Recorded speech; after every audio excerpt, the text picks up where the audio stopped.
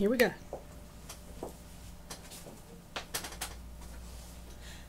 Hi, my name is Erin Smith and I'm the editor here at Bladen Online.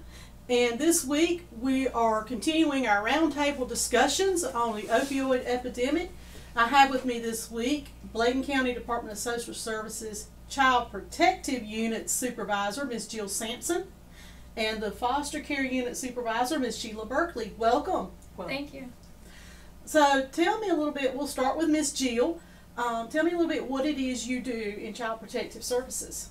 My job is to oversee the social workers who are working with the families, and we assign cases that directly deal with abuse and neglect of children in Bladen County. Okay. And Ms. Sheila, tell me what you do as the Foster Care Unit Supervisor. My job is to oversee social workers, and we mainly deal with children who are placed outside of the home, and we deal with the families, working with the parents, trying to reunify the children back into their residence. Wonderful. Well, as part of our opioid series we've been looking at how it's a multi-layered, multifaceted thing. Substance abuse doesn't just affect the abuser. It affects their family, their friends, their relationships, their jobs, etc.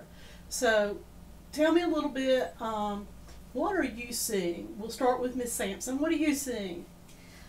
Well, Miss Erin, right now what we are seeing, there are issues with substance abuse in our Child Protective Services cases.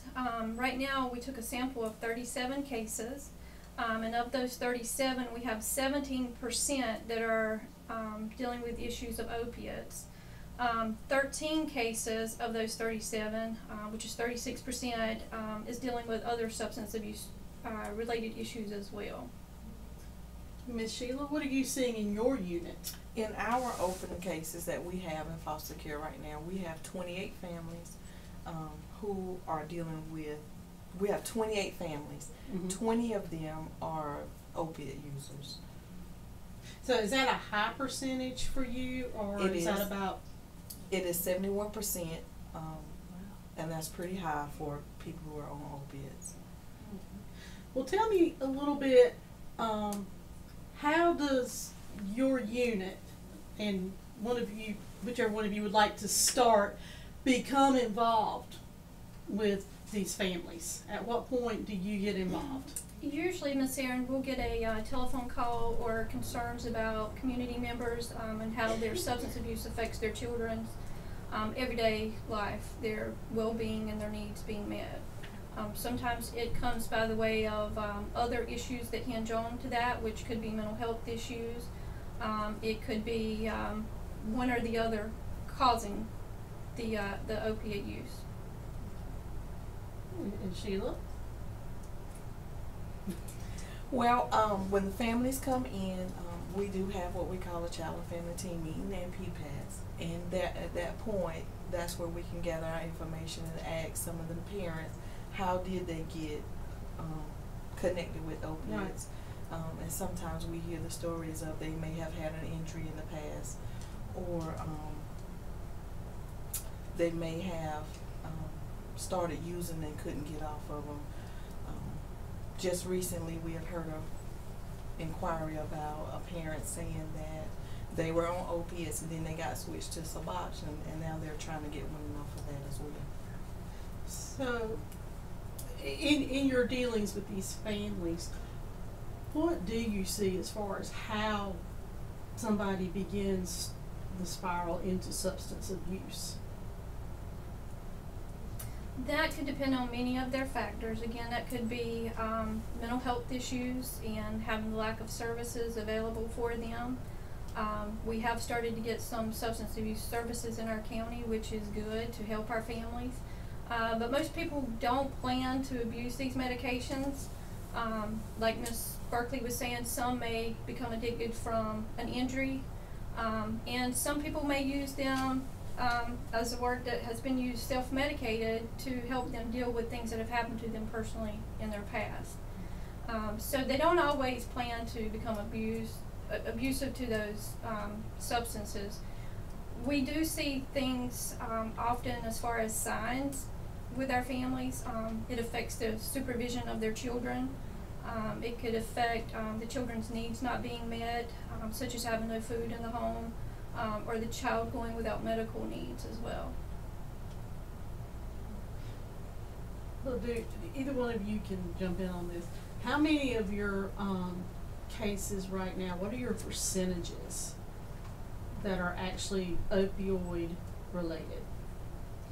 In Child Protective Services, we have 17% of our cases that we know of. And in foster care, we have the 71%. It's pretty high for foster care at this point. So, if somebody knows of someone that is having issues with substance abuse or opioid abuse, what can they do? They can reach out to us if it's a concern where they have children in the home. We'll be glad to take a report to see if it's something that we can intervene in, or our agency can also provide resources for them, such as information on how to contact East Point to be able to reach out for services for the substance abuse in their area. And I know foster care is a little bit different. Tell us a little bit about the foster care side. How do they get, if they're using substance abuse issues in that home, how that works through the foster care side of things? If a parent is using substance abuse, typically we work with children that are placed outside of the home. Right. So we're working to try to get the children back into the homes. Mm-hmm. They would develop a case plan out of home service agreement, where we may refer them to inpatient treatment or outpatient treatment, as well as other services for mental health, just to try to get to the root of the issue so we can try to place the children back in the residence. Right. And as we said earlier, substance abuse doesn't just affect the user, it affects everyone in that home. Yes. And so tell me from a child's perspective kind of what y'all see when they come to you, when they're coming out of these situations and coming to you. We do have children express to us that they feel that they've not been heard by their families. Their parents may sleep a lot or not cook for them. So a lot of times they just feel that they haven't been a part of their family because of substance abuse takes a part of that. And Ms. Berkeley, do y'all see the same thing with your We see this fosters? similar to what CPS sees. Kids may have not eaten, they may need to go to the neighbor's house to get something to eat. They do lose respect for their parents whenever they see their parents using.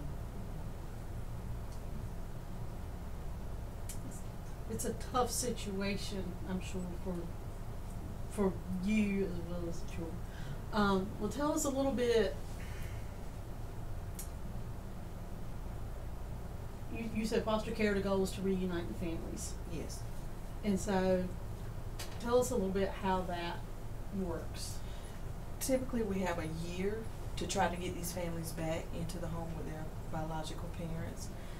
After that year's time frame is up, the state does look for us to try to find other placement for the children. So we try to gather within that year, as working with the parents, we still trying to gather information if it's any other family members who could possibly take the children if the child could not possibly be reunified back to the home with his parent.